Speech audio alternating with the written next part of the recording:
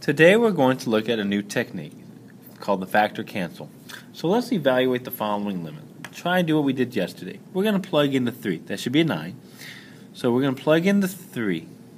This is going to become 3 squared minus 9 over 3 minus 3.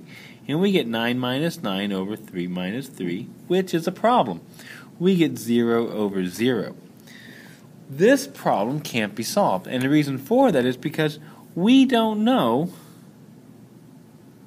what 0 over 0 is. Because if you take any number divided by 0, you get an undefined. If you take 0 divided by a number, you get 0. But if you take any number divided by itself, is 1. So we have 3 possible answers for this one. So this one has a special name for it. This is called an indeterminate problem. Indeterminate. It's called an indeterminate. Now, what we're going to take a look at today is the indeterminate form. It's anything that gives us 0 over 0 or infinity over infinity. Now, these problems will look familiar to us because these are related to our rational functions. So how do we solve them if they're indeterminate form? One method, we call it the factor method. Now, if the limit is in one of our indeterminate forms, one method to solve is using factoring. There are more methods, but today we're going to only look at the factor method. So let's look at this problem again. I can factor the top. It's going to give me x plus 3, x minus 3 if I factor. Now watch what I'm going to do here. I'm going to rewrite the entire problem, including the limit. If you forget the limit, we do have to mark it wrong because we're rewriting the problem. We're not taking a solution or value, we're taking a limit. On the top, we get the x plus 3, the x minus 3. On the bottom, we get the x minus 3 here.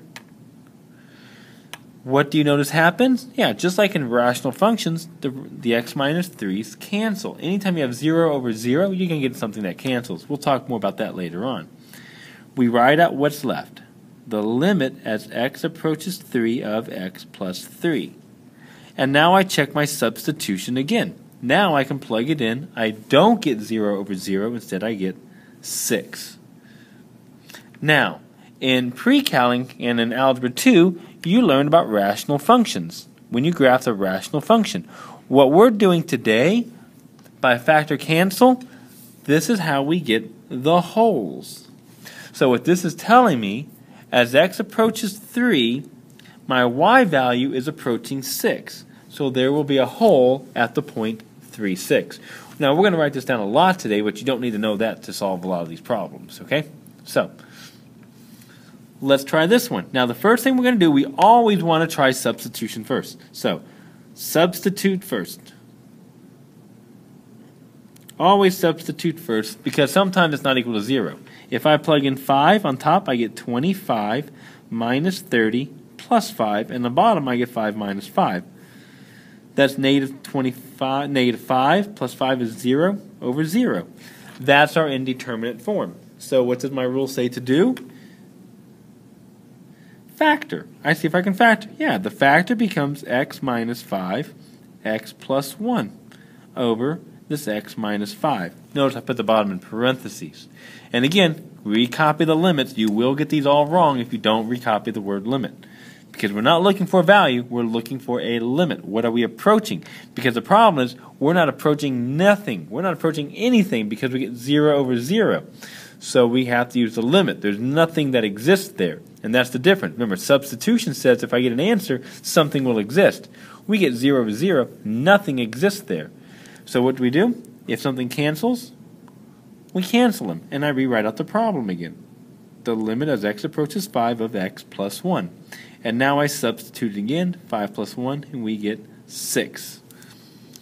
Okay? What this meant, like a rational function, this tells me we are approaching a hole. And the hole is at 5, 6. But we only need the 6 for our answer today. So let's try number 2. Plug in the 4. I get 16 minus 16. Easy. Plug in the 4 here. 16 minus 12 minus 4. Yep, that gives me 0 over 0. this is our rule. So I factor the top. I can factor out an x. We get x minus 4 on the bottom. We get x minus 4, x plus 1. What cancels again? The x minus 4s. Very good. I write out what's left. We get x over x plus 1. And now we substitute in the 4 for our x's again. 4 over 4 plus 1, and I get 4/5. And there's my answer.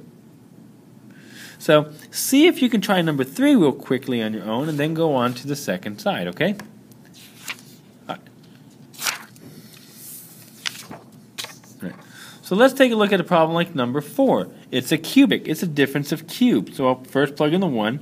We get 1 minus 1 over 1 minus 1, 0 is 0. It is our indeterminate. Remember, we call this indeterminate because we don't know. If you're indeterminate, you don't know what it is.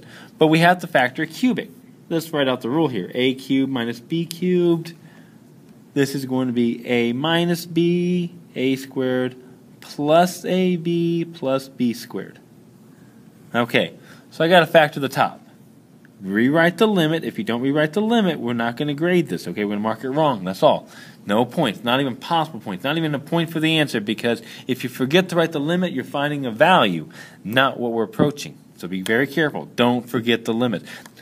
Did I say don't forget the limits? Don't forget the limits. All right. So a minus b, so it's going to be x minus 1, a squared, which is x squared, plus x times 1, so just plus x, plus 1 squared, which is 1. There's my factor of my top. The bottom just stays x minus 1. Cancel, cancel. We like that. Rewrite out the limit. What's left just is x squared plus x plus 1. Plug in your 1 for all the x's. We get 1 plus 1 plus 1, and our limit is 3. So there's a hole. You don't have to know this, but I want you to write this down. There's a hole at 1, 3. If you know this, that's going to really help you next year when we start graphing rationals more and using calculus. All right, number 5. Ew, look at this one. This is a tough one here. All right, plug in the 0 into the t's just to check.